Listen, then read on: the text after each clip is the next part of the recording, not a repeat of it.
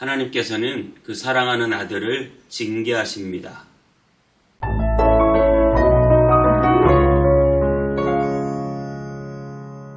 안녕하세요. 온땅이면 성문교회 서정희 목사입니다. 오늘도 하나님의 말씀과 함께 행복한 하루 되시기 바랍니다. 여러분, 매는 사랑하는 자녀에게 되는 것입니다. 자녀를 사랑하지 않으면 매를 댈 이유가 없죠. 그래서 하나님께서는 그 사랑하는 자를 징계하신다. 아들이기 때문에 징계한다고 말씀하시죠. 여러분, 사울이 있고 다윗이 있습니다. 하나님이 누구를 사랑하시죠? 네, 다윗을 사랑하시죠. 그러면 우리가 봤을 때 다윗을 사랑하기 때문에 다윗에게 더 잘해주고 다윗을 더 안 혼낼 것 같은데, 여러분, 누가 더 고난을 받았을까요? 다윗이 훨씬 많은 고난을 받죠. 사울은 갑자기 왕이 된 사람이에요.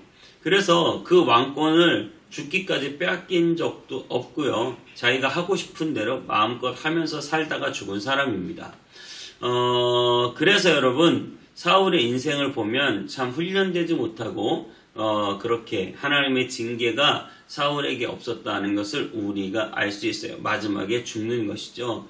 여러분, 그래서 우리가 어떤 사람이 잘못을 했는데 잘 나가고 뭔가 세상에서 성공한 것 같을 때 여러분 너무 억울해하지 마세요. 사랑하지 않는 자는 징계도 하지 않습니다.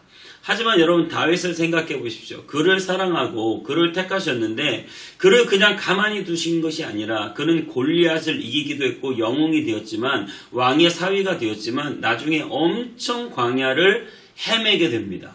그를 사랑하기 때문에 그를 채찍을 드신 것이죠. 그리고 나서 그는 또 왕이 되었는데 나중에 간음죄와 살인죄를 범하게 되죠. 그리고 나서 또 자기 아들 압살롬에게 쫓겨가지고 왕궁을 떠나서 또 피신, 도망자의 신세가 됩니다. 하나님께서 다윗을 나중에 결국 들어 크게 사용하시고 다윗을 이스라엘의 최고의 왕으로 삼으셨어요. 하지만 그 와중에 여러 가지 실수와 잘못들이 있었지만 하나님께서는 다윗의 그 실수 가운데 책망하시고 채찍을 드신다라고 하는 사실이죠. 하나님께서 다윗을 사랑했기 때문에 채찍을 든 것이죠. 히브리서 12장 6절 7절에 주께서 그 사랑하시는 자를 징계하시고 그가 받아들이시는 아들마다 채찍질하심이라. 너희가 참음은 징계를 받기 위함이라. 하나님이 아들과 같이 너희를 대우하시나니 어찌 아버지가 징계하지 않는 아들이 있으리요. 주께서 그 사랑하시는 자를 징계하신다라고 말합니다. 다윗은 나중에 하나님의 성전을 짓겠다고 했어요. 그때 하나님께서 다윗에게 아니다, 너 말고 네 아들이 지어야 되겠다라고 하면서 그 성전에서 어떤 일이 벌어질지 이렇게 말씀하셨어요. 사무엘하 7장 14절 15절에 나는 그에게 아버지가 되고 그는 내게 아들이 되리니 그가 만일 죄를 범하면 내가 사람의 매와 인생 채찍으로 징계하려니와 내가 내 앞에서 물러나게 한 사울에게서 내 은총을 빼앗은 것처럼 그에게서는 빼앗지는 아니하리라. 그렇습니다. 하나님께서는 그를 끝까지 빼앗지 아니하고 그의 생명과 구원을 지켜주시는데, 다만 그가 범죄하면 사람의 매와 인생 채찍을 들어서 징계하시겠다라고 말씀하고 있습니다. 오늘 제가 징계에 대해서 이렇게 길게 말씀드린 것은 오늘 본문이 바로 이 징계를 다루고 있는데요. 오늘 발람이라고 한 선지자가 결국은 발락이 불러서 가게 됩니다. 가서 발락은 이스라엘을 저주하라고 하지만 발람은 하나님 말한 대로 말하겠다, 그렇게 말을 했죠. 근데 처음에는 하나님이 가지 말라고 그랬어요. 그래서 안 간다고 했는데 발락이 더 많은 금, 은, 보화를 싸들고 찾아온 거예요.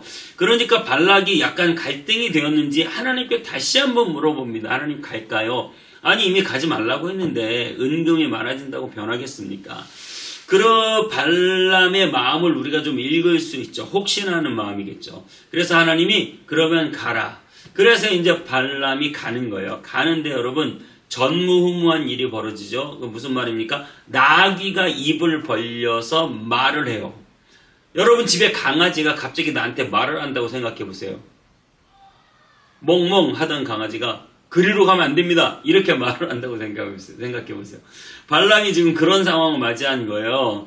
너무 깜짝 놀라서 그 나귀와 이렇게 대화하는 장면도 나오고 나중에 이제 칼든 천사를 보게 돼요. 자, 오늘 본문 말씀 한번 읽어보겠습니다. 민수기 22장 21절에서 35절까지 말씀 읽고 다시 말씀 듣겠습니다. 발람이 아침에 일어나서 자기 나귀의 안장을 지우고 모압 고관들과 함께 가니 그가 감으로 말미암아 하나님이 진노하심으로 여호와의 사자가 그를 막으려고 길에 서니라. 발람은 자기 나귀를 탔고 그의 두 종은 그와 함께 있더니 나귀가 여호와의 사자가 칼을 빼어 손에 들고 길에 선 것을 보고 길에서 벗어나 밭으로 들어간지라. 발람이 나귀를 길로 돌이키려고 채찍질하니 여호와의 사자는 포도원 사이 좁은 길에 섰고 좌우에는 담이 있더라. 나귀가 여호와의 사자를 보고 몸을 담에 대고 발람의 발을 그 담에 짓누름에 발람이 다시 채찍질하니 여호와의 사자가 더 나아가서 좌우로 피할 데 없는 좁은 곳에 선지라. 나귀가 여호와의 사자를 보고 발람 밑에 엎드리니 발람이 노하여 자기 지팡이로 나귀를 때리는지라. 여호와께서 나귀 입을 여시니 발람에게 이르되 내가 당신에게 무엇을 하였기에 나를 이같이 3번을 때리느냐? 발람이 나귀에게 말하되 내가 나를 거역하기 때문이니 내 손에 칼이 있었다면 곧 너를 죽였으리라. 나귀가 발람에게 이르되 나는 당신이 오늘까지 당신의 일생 동안 탄 나귀가 아니냐? 내가 언제 당신에게 이같이 하는 버릇이 있었더냐? 없었느니라. 그때에 여호와께서 발람의 눈을 밝히시매 여호와의 사자가 손에 칼을 빼들고 길에 선 것을 그가 보고 머리를 숙이고 엎드리니 여호와의 사자가 그에게 이르되 너는 어찌하여 내 나귀를 이같이 3번 때렸느냐? 보라, 내 앞에서 내 길이 사악하므로 내가 너를 막으려고 나왔더니 나귀가 나를 보고 이같이 3번을 돌이켜 내 앞에서 피하였느니라. 나귀가 만일 돌이켜 나를 피하지 아니하였다면 내가 벌써 너를 죽이고 나귀는 살렸으리라. 발람이 여호와의 사자에게 말하되 내가 범죄하였나이다. 당신이 나를 막으려고 길에 서신 줄을 내가 알지 못하였나이다. 당신이 이를 기뻐하지 아니하시면 나는 돌아가겠나이다. 여호와의 사자가 발람에게 이르되 그 사람들과 함께 가라. 내가 내게 이르는 말만 말할지니라. 발람이 발락의 고관들과 함께 가니라. 네, 그렇습니다. 오늘 본문 정말 전무후무한 사건, 나귀의 입을 벌려서 발람을 책망하는 그러한 사건이 나오고 있습니다. 여러분, 우리가 잘못을 저지르고 하나님께 범죄해도 하나님이 그냥 넘어가 주시면 어때요? 다행이고 좋을까요? 물론 하나님께서 우리에게 고통 주시는 일이 좋은 일은 아닐 겁니다. 하지만 우리가 징계를 받는 것은, 우리가 고난을 받고 고통을 당하는 것은 하나님이 우리를 사랑하시기 때문에 주는 거예요. 사랑하지 않으면 아예 주지 않는다니까요. 그래서 여러분, 세상 사람들이 아무리 죄를 져도 잘 나가고 돈 잘 벌고 뭔가 일이 풀리는 것 같아도 부러워할 게 전혀 없어요. 왜냐하면 버렸기 때문에, 아예 관심이 없기 때문에. 하지만 우리는 조금만 잘못하면 하나님이 책망하시고 돌이키라고 하시고 하나님 뜻대로 살기를 원하십니다. 여러분, 그렇기 때문에 우리가 때로는 고난을 당하고 어려움을 당해도 낙심할 필요가 없어요. 왜냐하면 여러분은 아주 버리지 아니하고 비록 하나님이 책망하시지만 다시 여러분의 손을 잡아서 일으켜 주실 것이기 때문입니다. 오히려 내가 잘못을 해도 나에게 아무런 일이 생기지 않는다면 오히려 그것을 더 우리가 조심해야 하겠죠. 하나님께서는 그 사랑하는 자의 그 길을 막으시고 하나님께서는 그 사랑하는 자를 징계하시며 그가 하나님의 말씀과 뜻 안에서 돌이켜 살기를 원하기 때문에, 그것이 가장 중요하기 때문에 발람의 가는 길에 자꾸 문제가 생겨요. 나귀가 자꾸 이상한 쪽으로 가고 벽에 막 부딪히고, 도대체 왜 내 길이 이렇게 자꾸 옆불로 곁길로 가고 뭔가에 장애물에 부딪히고 문제가 생기는가?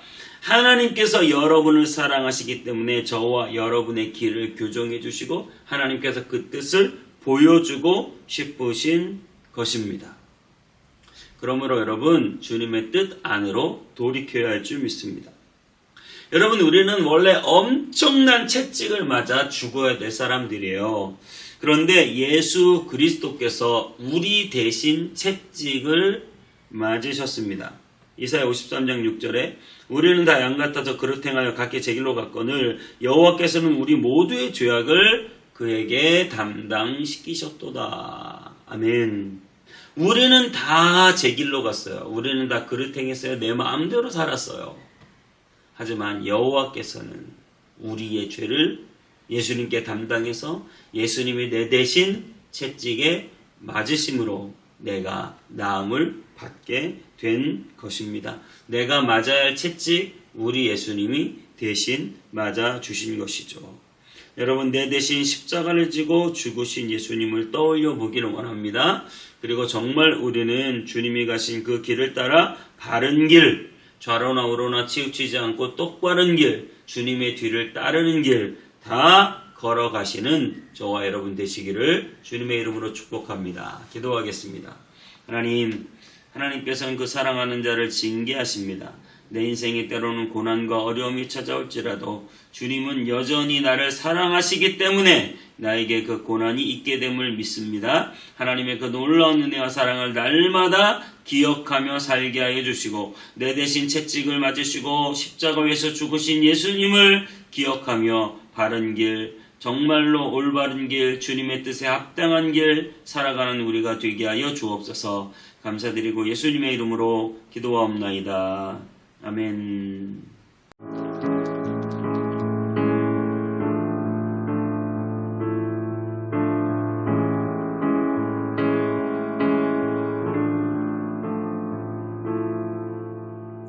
귀하고 아름다운 나의 사랑아,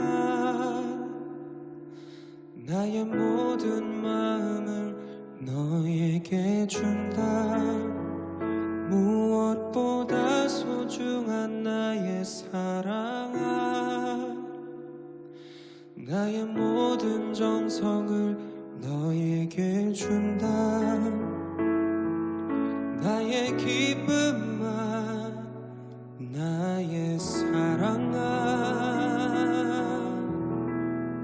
나는 언제나 너를 선택한다. 어떤 이가 세상을 다 준다 해도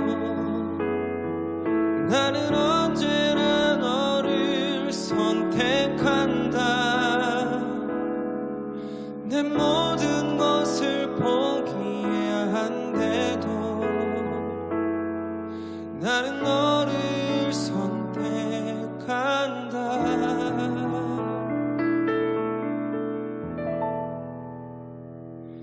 어디에 있든지 무엇을 하든지 상관하지 않고 너를 사랑한다. 네가 나를 사랑하지 않아도 상관하지 않고 너를 사랑한다.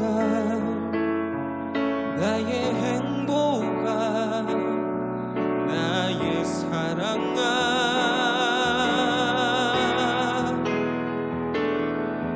나는 언제나 너를 선택한다.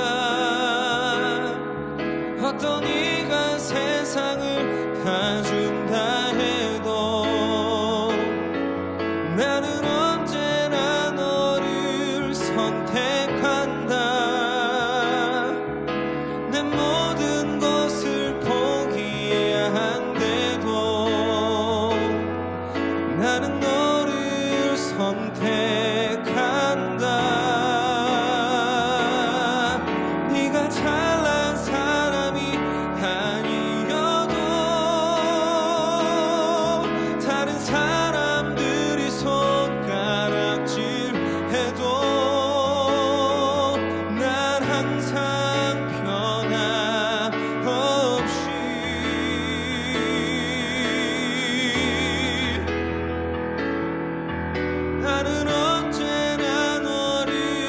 선택한다.